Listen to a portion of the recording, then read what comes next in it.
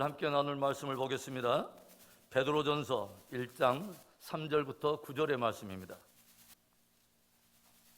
우리 천천히 우리 합독해서 읽겠습니다. 우리 주 예수 그리스도의 아버지 하나님을 찬송하리로다.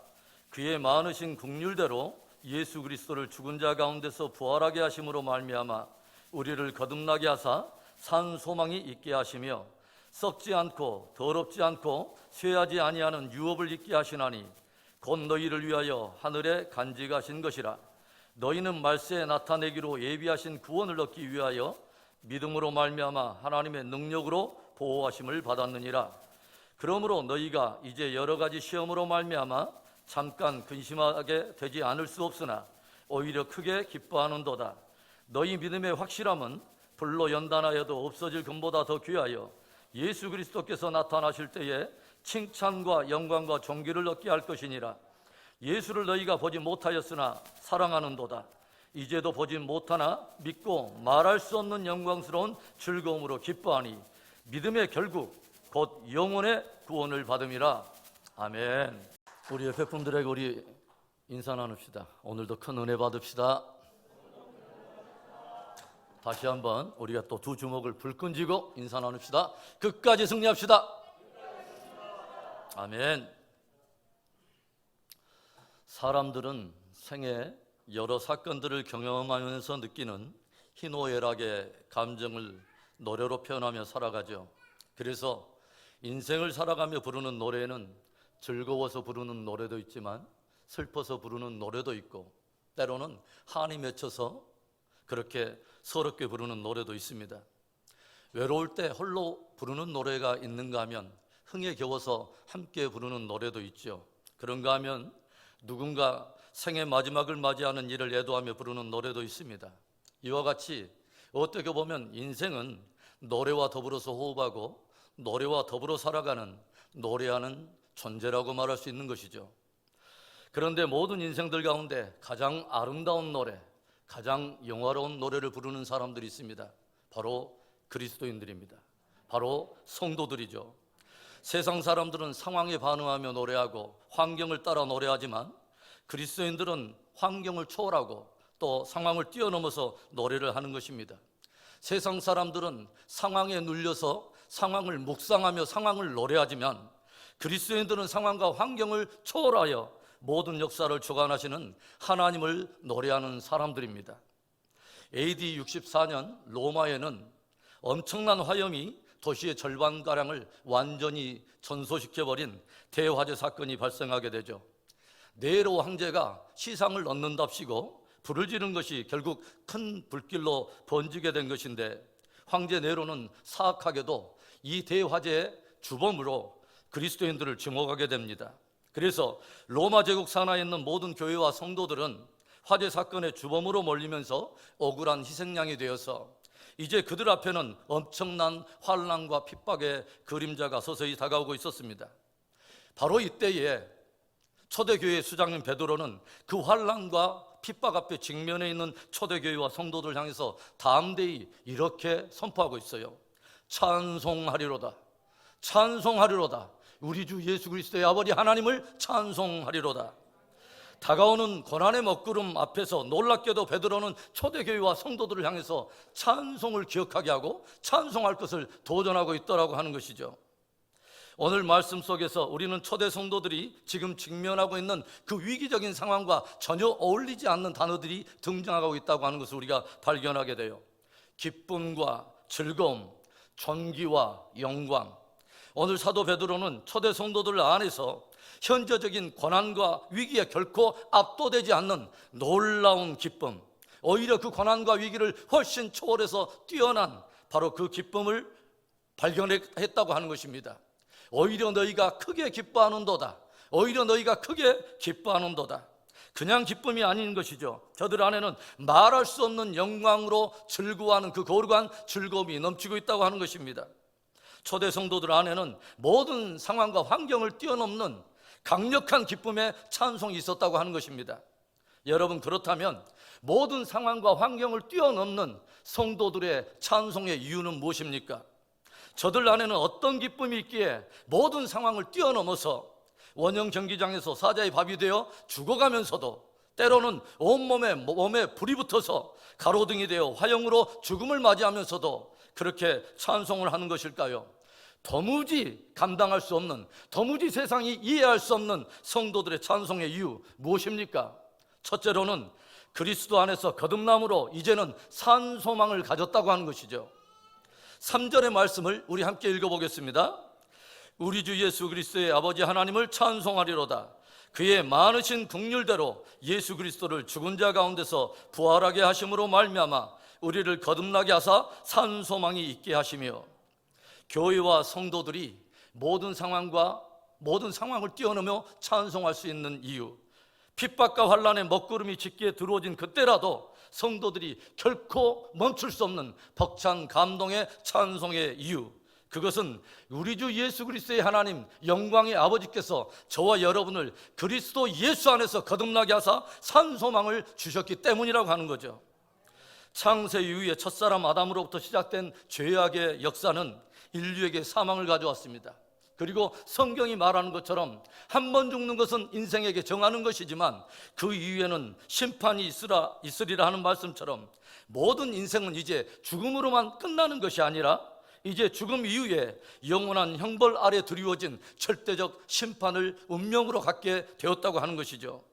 저와 여러분, 또 모든 인류가 가지고 있는 절대적인 문제는 다가오는 역사의 환난과 핍박이 문제가 아닌 것이죠. 오히려 영원한 심판과 형벌 앞에서 철저하게 절망적인 죄된 존재가 되어버렸다고 하는 것이 바로 절대적인 운명이라고 하는 것이죠.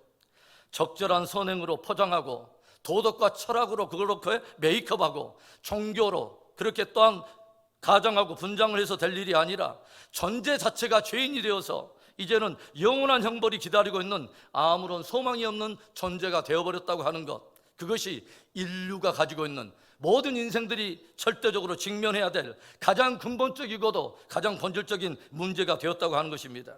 여러분, 존재 자체가 죄인이 되었다고 하는 것이 무엇을 의미하는지 여러분 아십니까? 바닷가에 개들이 이동을 해요. 그런데 새끼 개들이 자꾸 옆으로 이동하는 것을 바라보던 어미개가 새끼 개들을 꾸짖습니다.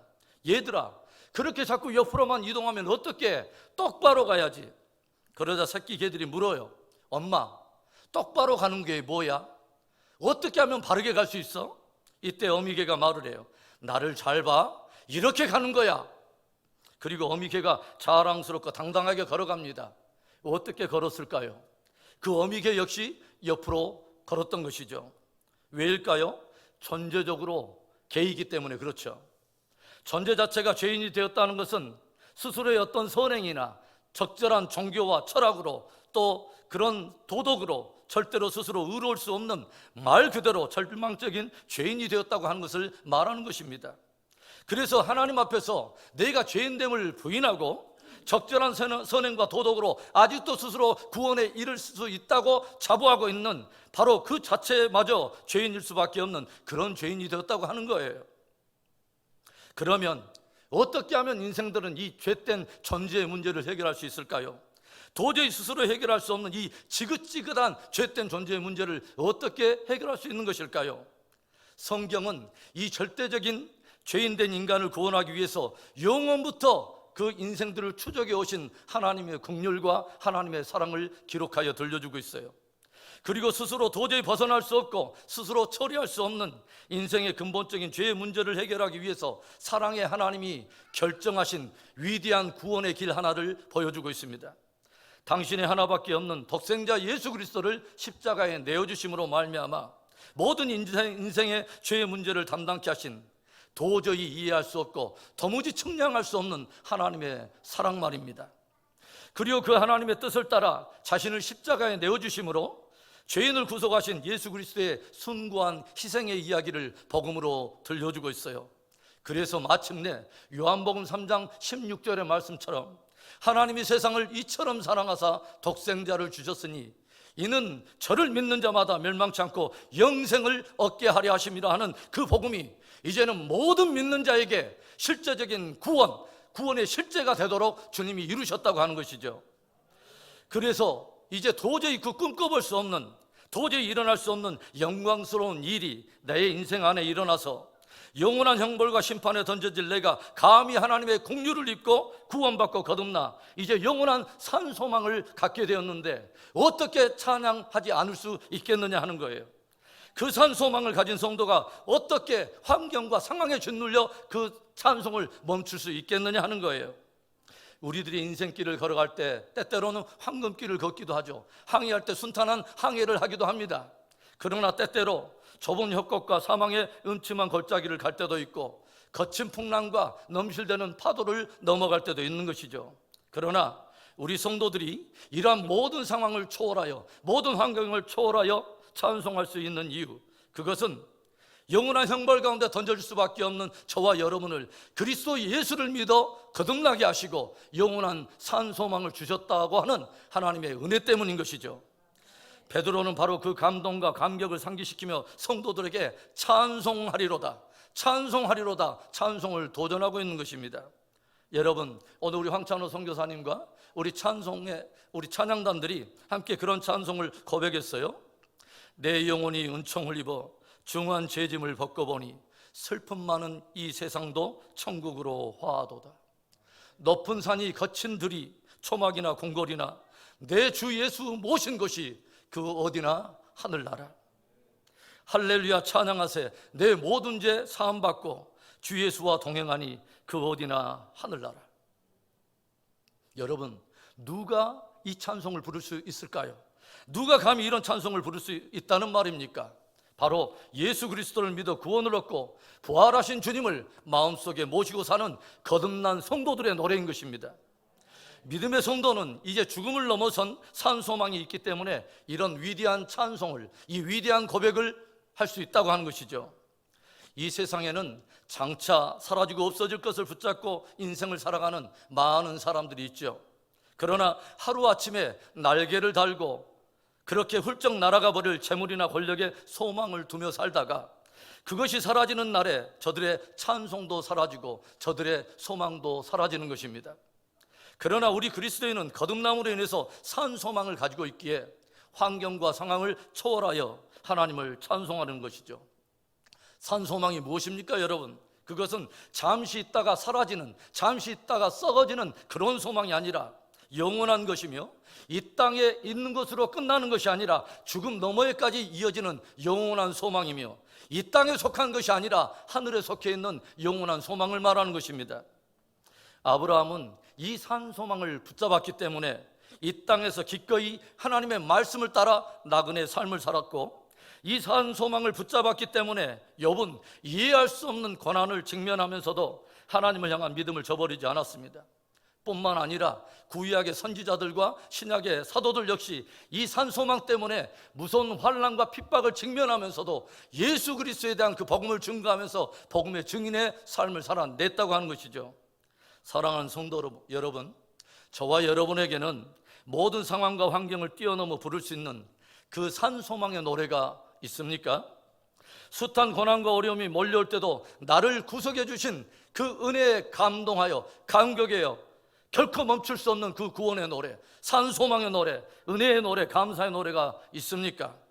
찬송하리로다, 찬송하리로다. 그리스도 예수 안에서 우리로 거듭나게 하셔서 이 산 소망을 주신 하나님을 찬송하며 끝까지 신앙 승리하는 복된 우리의 공동체 되기를 주의 이름으로 축원합니다. 상황과 환경을 뛰어넘는 성도의 찬송의 이유, 두 번째, 우리에게 위대한 기업이 약속되어 있다고 하는 것이죠. 4절의 말씀을 읽습니다. 썩지 않고 더럽지 않고 쇠하지 아니하는 유업을 입게 하시나니 곧 너희를 위하여 하늘에 간직하신 것이라. 오늘 베드로가 편지를 쓰고 있는데 1절을 보면 베드로의 이 편지에 수신인들이 등장하고 있어요. 누구입니까?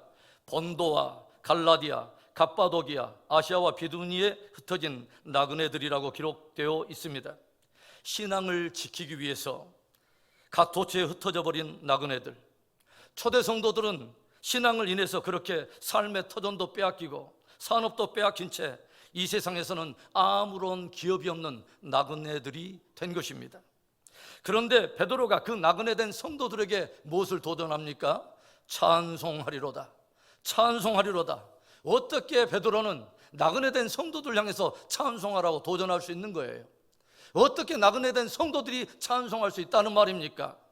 그것은 너희에게는 썩지 않고 더럽지 않고 쇠하지 아니하는 영원한 기업이 있다는 것이죠.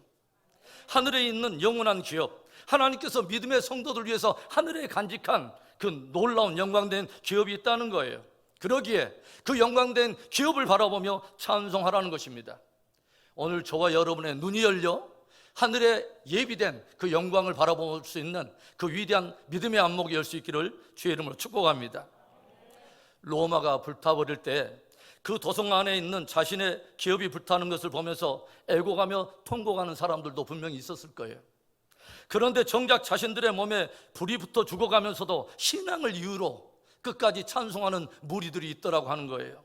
이 땅의 장막이 무너지면 결코 썩지 않는 영원한 몸을 입게 된다는 부활의 약속을 확신하고 있기 까닭에 이 세상이 아닌 하늘의 영원한 기업이 있음을 알기 때문에 그 영광을 바라보며 마지막 호흡까지 주를 높이며 찬송하는 그런 무리들이 있더라고 하는 거예요.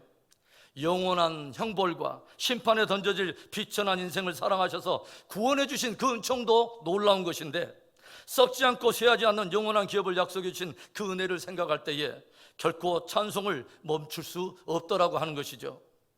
오늘 초대 성도들이 고난을 당하면서도 그 고난 가운데서도 오히려 굳게 확신하며 크게 기뻐하는 이유가 무엇입니까? 6절과 7절의 말씀, 그러므로 너희가 이제 여러 가지 시험으로 말미암아 잠깐 근심하게 되지 않을 수 없으나 오히려 크게 기뻐하는도다. 너희 믿음의 확실함은 불로 연단하여도 없어질 금보다 더 귀하여 예수 그리스도께서 나타나실 때에 칭찬과 영광과 존귀를 얻게 할 것이니라. 여러분, 초대 성도들이 깊이 깨닫게 된 것이 뭡니까? 굳게 확신하고 있는 것이 뭐예요?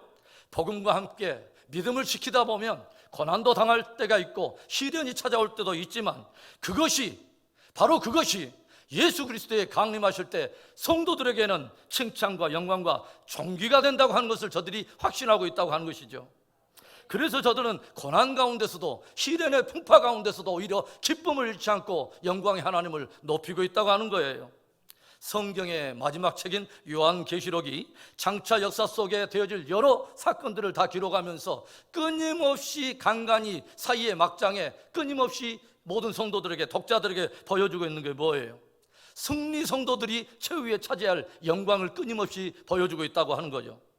불의한 세대 한복판에서 생명을 걸고서 하나님의 계명과 또 예수 증거를 지킨 성도들에게 주님이 강림하실 때 베풀어 주실 보상과 그들이 차지하게 될 그 영광의 중요한 것들을 끊임없이 미리 보여주고 있다고 하는 것이죠. 무엇을 도전하는 거예요? 성도들아, 장차 나타날 영광의 중요한 것을, 그것을 붙들고 현재적인 환난에 경한 것들을 뛰어넘으라는 것이죠. 저들이 누릴 영광이란 무엇을 말하는 거죠? 성경은 역사의 끝에 7번째 나팔이 불 때, 마지막 나팔이 불 때 하나님의 큰 나팔이 울려 퍼지면서 이 땅에 마침내 그리스도의 나라, 예수 그리스도가 통치하는 영원한 나라가 시작될 것을 들려주고 있어요. 역사에 존재해왔던 모든 나라들과 모든 인생들이 만드는 제국들이 다 무너질 그때에 사람의 손으로 하지 않는 하나님이 세운 반석의 나라, 그리스도의 나라가 이 땅에 임하게 될 것을 들려준다는 것이죠. 다니엘서 7장 13절과 14절의 말씀, 내가 또 밤 환상 중에 보니 인자 같은 이가 하늘 구름을 타고 와서 옛적부터 항상 계신 이에게 나아가 그 앞으로 인도되매 그에게 권세와 영광과 나라를 주고 모든 백성과 나라들과 다른 언어를 말하는 모든 자들이 그를 섬기게 하였으니 그의 권세는 소멸되지 아니하는 영원한 권세요 그의 나라는 멸망하지 아니할 것이니라. 여러분, 성경이 끊임없이 우리에게 들려주는 이야기가 뭐예요?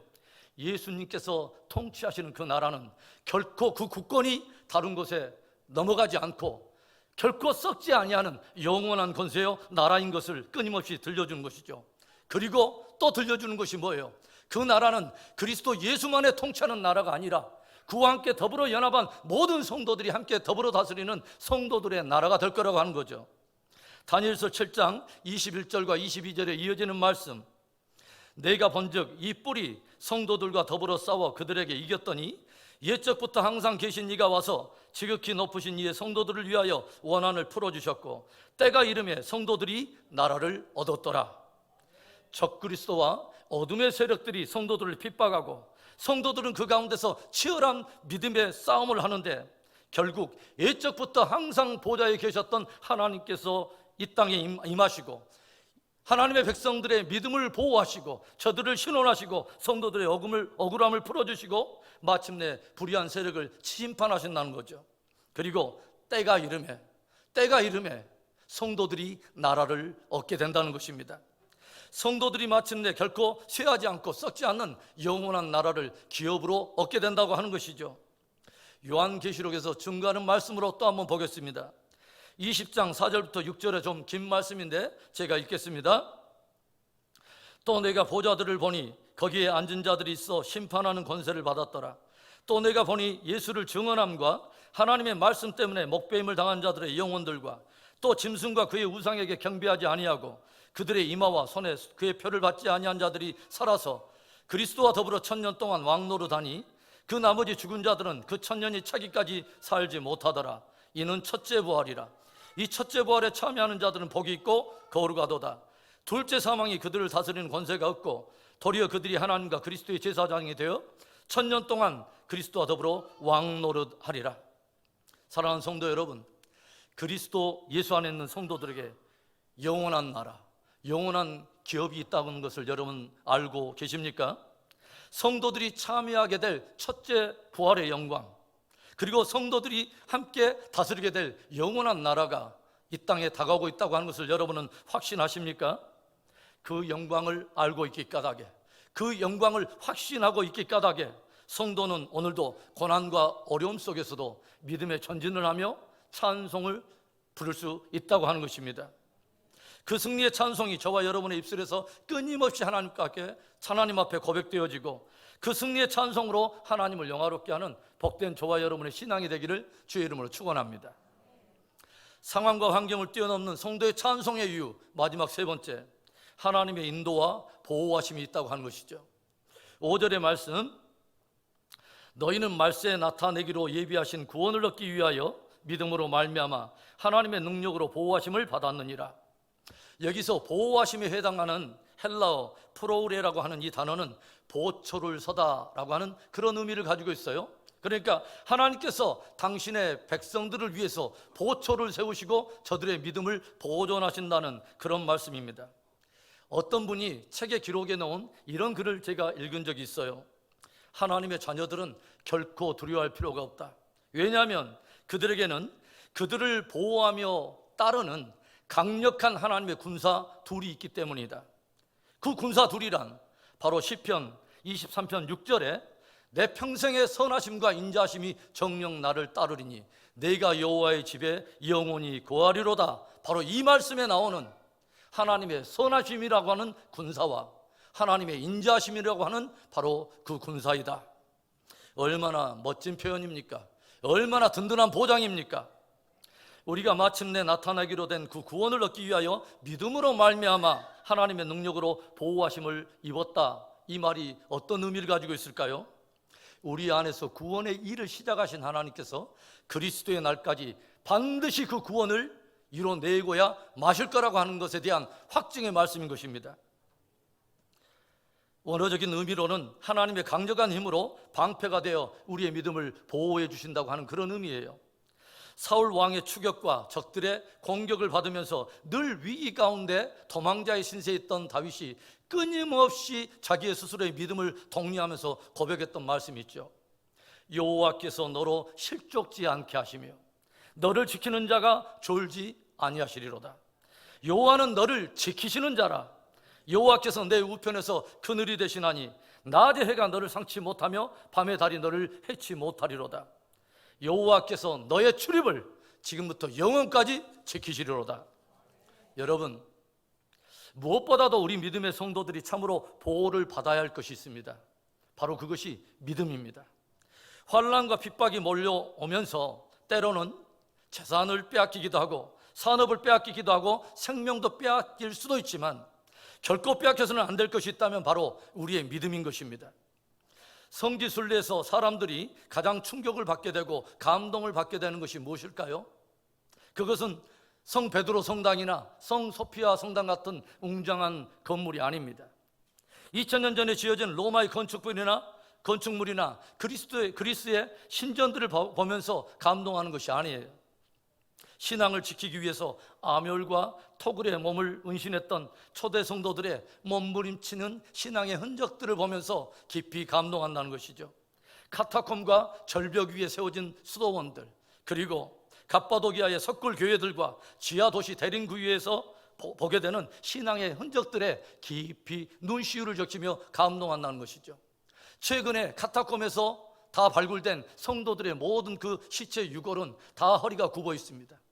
높지 않은 그 굴 속에서 몇십 년을 신앙을 지키면서 움직여 왔기 때문인 것이죠. 바로 거기에서 우리는 신앙을 지키는 믿음의 선배들의 숨결을 우리는 배우게 된다고 하는 것이죠. 히브리서 11장 37절 38절에는 그러한 초대 성도들의 숭고한 믿음의 흔적들을 이렇게 증거하고 있어요. 돌로 치는 것과 톱으로 켜는 것과 시험과 칼로 죽임을 당하고 양과 염소의 가죽을 입고 유리하여 궁핍과 환난과 학대를 받았으니 이런 사람은 세상이 감당하지 못하느니라. 그들이 광야와 산과 동굴과 토굴에 유리하였느니라. 오늘 초대교회 수장 베드로는 초대교회와 성도들에게 환난과 궁핍 가운데서도 역경과 시련 가운데서도 우리의 믿음을 끝까지 보호하시고 마침내 구원을 이루어내실 하나님을 찬송하라고 들려주고 있습니다. 천국에 가면 세 가지 사실에 놀란다고 그러죠. 하나는 도저히 오지 못할 것 같은 사람이 와 있는 그 사실을 보고 놀란다고 그래요.